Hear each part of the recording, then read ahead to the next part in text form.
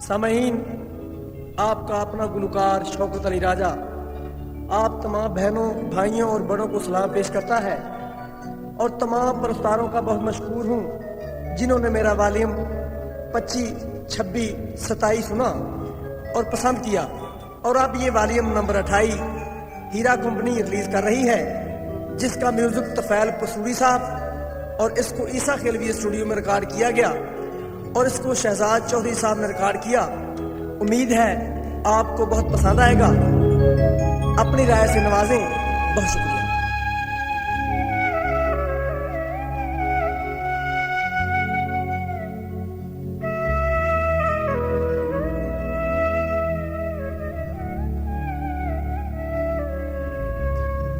चन ईद दा वेख के खुश होई,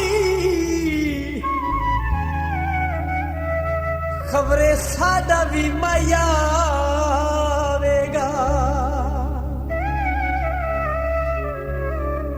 और रज रज के मिलांगी शाहिद नू, जदों बहावां गल विच पावेगा। चन ईद दा चढ़िया है, चन ईद दा चढ़िया है ते ईद साडे किस कम दी, ओ माया वेड़े न बड़िया लोकां खुशियां मनाया, लोकां खुशियां मनाया, हत्थी मेहंदियां ने लाया, असां रोंदियां गुजारियां ने ईदां सोहणिया वे तेरे होण दियां रहियां ना उम्मीदां सोहणिया वे तेरे होण दियां रहियां ना उम्मीदां सोहणिया। लोकां खुशियां मनाया, हत्थी मेहंदियां ने लाइयां,